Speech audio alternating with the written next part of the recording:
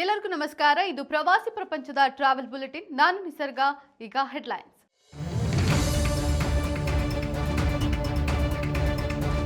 ಕರ್ನಾಟಕ ಪ್ರವಾಸೋದ್ಯಮದಲ್ಲಿ ನೂತನ ಪ್ರಯೋಗ, ಹೊಸ ಟ್ರೆಂಡ್ ಆಗಲಿದೆ ಮ್ಯಾಂಗೋ ಪಿಕ್ ಟೂರಿಸಂ. ಹುಲಿ ಸಂತತಿ ಸಂರಕ್ಷಣೆ ಬಗ್ಗೆ ಆಘಾತಕಾರಿ ವರದಿ ಬಹಿರಂಗ, ಪ್ರವಾಸೋದ್ಯಮ ಚಟುವಟಿಕೆಗಳೇ ಮಾರಕ ಎಂದ ವಿಜ್ಞಾನಿಗಳು. ಬಿಹಾರ ಪ್ರವಾಸೋದ್ಯಮದಲ್ಲಿ 7 ವಂಡರ್ಸ್ ಆಕರ್ಷಣೆ, ಬೋಧ್ ಗಯಾ ಬಳಿ ನಿರ್ಮಾಣವಾಗಲಿದೆ ಮಿನಿಯೇಚರ್. ಪ್ರವಾಸೋದ್ಯಮದಲ್ಲಿ ಕಾಶ್ಮೀರದ ಹೊಸ ಪುಟ, ಕಡಿಮೆ ನಾಡಿನ ದಶಕದ ಸಾಧನೆಗೆ ಮೆಚ್ಚುಗೆ. ಪ್ರವಾಸೋದ್ಯಮದಲ್ಲಿ ಹೊಸ ಪ್ರಯೋಗಕ್ಕೆ ಮಾವು ಅಭಿವೃದ್ಧಿ ಮತ್ತು ಮಾರುಕಟ್ಟೆ ನಿಗಮ ಮುಂದಾಗಿದೆ. ಮಾವಿನ ತೋಪಿಗೆ ಸಾರ್ವಜನಿಕ ಭೇಟಿಗೆ ಸಕಲ ಸಿದ್ಧತೆಗಳನ್ನು ನಿಗಮ ಮಾಡಿಕೊಂಡಿದೆ. ಈ ಮ್ಯಾಂಗೋ ಪಿಕ್ ಟೂರಿಸಂನಲ್ಲಿ ರಾಜ್ಯದ ವಿವಿಧ ಜಿಲ್ಲೆಗಳ ಮಾವಿನ ತೋಪಿಗೆ ಸಾರ್ವಜನಿಕರು ಭೇಟಿ ನೀಡಬಹುದಾಗಿದ್ದು, ತಮಗೆ ಇಷ್ಟವಾದ ಮಾವಿನ ತಳಿಯನ್ನ ಬೆಳೆಗಾರರಿಂದ ನೇರವಾಗಿ ಖರೀದಿಸಬಹುದಾಗಿದೆ. ಇದಕ್ಕೆ ಮಾವು ಅಭಿವೃದ್ಧಿ ಮತ್ತು ಮಾರುಕಟ್ಟೆ ನಿಗಮ ಉಚಿತ ಬಸ್ ವ್ಯವಸ್ಥೆಯನ್ನ ಕಲ್ಪಿಸಿದೆ ಎಂದು ನಿಗಮದ ಮುಖ್ಯಸ್ಥರು ತಿಳಿಸಿದ್ದಾರೆ. ಈ ಟೂರ್ ರೈತರಿಗೆ ಹೆಚ್ಚಿನ ಲಾಭ ತರಲಿದ್ದು, ಗ್ರಾಹಕರಿಗೆ ಉತ್ತಮ ಬೆಲೆಯಲ್ಲಿ ಮಾವು ಸಿಗುವುದರ ಜತೆಗೆ ವಿವಿಧ ತಳಿಗಳ ಕುರಿತು ಮಾಹಿತಿಯನ್ನು ಪಡೆದುಕೊಳ್ಳಬಹುದು. ಹುಲಿ ಸಂತತಿ ಮತ್ತು ಸಂರಕ್ಷಣೆಯ ಕುರಿತು ಆಘಾತಕಾರಿ ವರದಿಯೊಂದು ಬಹಿರಂಗಗೊಂಡಿದೆ. ಹುಲಿ ಸಂರಕ್ಷಿತ ಪ್ರದೇಶದಲ್ಲಿ ಹೆಚ್ಚಾಗಿರುವ ಪ್ರವಾಸೋದ್ಯಮ ಚಟುವಟಿಕೆಗಳು ಹುಲಿಗಳ ಬದುಕಿಗೆ ಮಾರಕವಾಗುತ್ತಿದೆ ಎಂದು ವಿಜ್ಞಾನಿಗಳು ತಿಳಿಸಿದ್ದಾರೆ. ಈ ಕುರಿತು ಅಧ್ಯಯನ ನಡೆಸುತ್ತಿರುವ ಸೆಂಟರ್ ಫಾರ್ ಸೆಲ್ಯುಲರ್ ಮತ್ತು ಮಾಲಿಕ್ಯುಲರ್ ಬಯಾಲಜಿಯ ವಿಜ್ಞಾನಿಗಳು ಈ ಮಾಹಿತಿಗಳನ್ನು ಬಹಿರಂಗಪಡಿಸಿದ್ದಾರೆ. ಪ್ರವಾಸೋದ್ಯಮ ಮತ್ತು ಮಾನವ ಚಟುವಟಿಕೆಗಳು ಹುಲಿಗಳಲ್ಲಿ ಒತ್ತಡವನ್ನು ಹೆಚ್ಚಿಸುತ್ತಿವೆ ಮತ್ತು ಹುಲಿಗಳು ಸಂತಾನೋತ್ಪತ್ತಿ ಮಾಡಲು ಆಯ್ಕೆ ಮಾಡುವ ಸ್ಥಳಗಳ ಮೇಲೆ ಪ್ರಭಾವ ಬೀರುತ್ತಿವೆ. ಮುಂದಿನ ದಿನಗಳಲ್ಲಿ ಇದು ಹುಲಿಗಳ ಸಂಖ್ಯೆ ಕ್ಷೀಣಿಸುವಲ್ಲಿ ಕಾರಣವಾಗಲಿದೆ ಎಂದು ಈ ವರದಿ ತಿಳಿಸಿದೆ.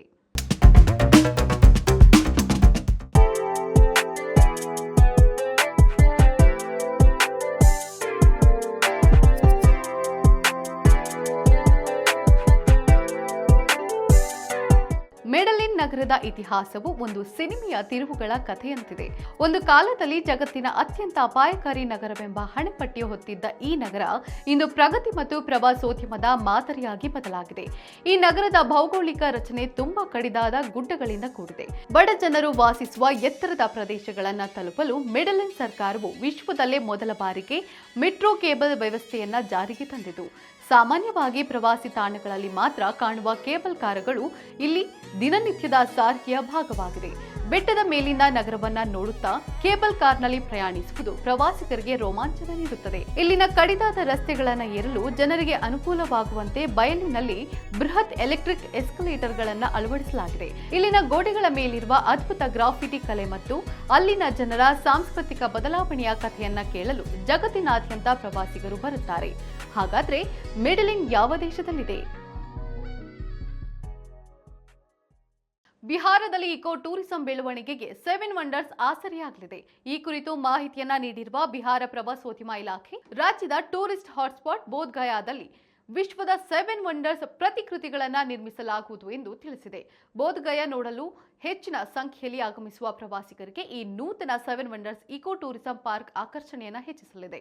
ಈ ಮಿನಿಯೇಚರ್ಗಳ ನಿರ್ಮಾಣಕ್ಕೆ ಯೋಜನೆ ಸಿದ್ಧವಾಗಿದ್ದು, ಅತಿ ಶೀಘ್ರದಲ್ಲಿ ಕಾಮಗಾರಿ ಪ್ರಾರಂಭಿಸಲು ಸರ್ಕಾರ ಚಿಂತಿಸಿದೆ ಎಂದು ಅಧಿಕಾರಿಗಳು ತಿಳಿಸಿದ್ದಾರೆ. ಭಾರತೀಯ ಪ್ರವಾಸೋದ್ಯಮದಲ್ಲಿ ಕಾಶ್ಮೀರ ಹೊಸ ಇತಿಹಾಸ ಬರೆದಿದೆ.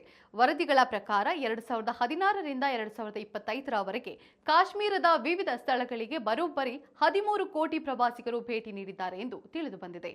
ಈ ಕುರಿತು ಅಧಿಕೃತ ಮಾಹಿತಿ ಹಂಚಿಕೊಂಡಿರುವ ಕಾಶ್ಮೀರ ಪ್ರವಾಸೋದ್ಯಮ ಇಲಾಖೆ, ಕೋವಿಡ್ ಸಂದರ್ಭವನ್ನು ಹೊರತುಪಡಿಸಿ ಉಳಿದ ಎಲ್ಲ ಸಾಲಿನಲ್ಲಿ ಪ್ರವಾಸೋದ್ಯಮ ಉತ್ತಮ ಆದಾಯ ತಂದಿದೆ. ಇದಲ್ಲದೆ ಪಹಲ್ಗಾಮ್ ಘಟನೆಯ ನಂತರವೂ ಪ್ರವಾಸೋದ್ಯಮ ಕೊಂಚ ನಷ್ಟ ಅನುಭವಿಸಿತ್ತು. ಆದರೆ ಪ್ರವಾಸಿಗರು ಭಯವನ್ನ ಲೆಕ್ಕಿಸದೆ ಕಣಿವೆ ಟೂರಿಸಂ ಚಟುವಟಿಕೆಯಲ್ಲಿ ಭಾಗಿಯಾಗಿದ್ದು ವಿಶ್ವಾಸವನ್ನ ಹೆಚ್ಚಿಸಿದೆ ಎಂದು ಅಧಿಕಾರಿಗಳು ತಿಳಿಸಿದ್ದಾರೆ. ಈಗ ಕ್ವಿಜ್ ಟೈಮ್. ಇಂದಿನ ಪ್ರಶ್ನೆ, ಐತಿಹಾಸಿಕ ಸ್ಮಾರಕ ಚಾರ್ಮಿನಾರ್ ಯಾವ ರಾಜ್ಯದಲ್ಲಿದೆ?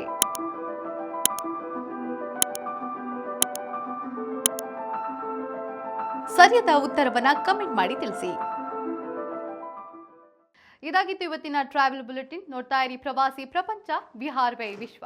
ನಮಸ್ಕಾರ.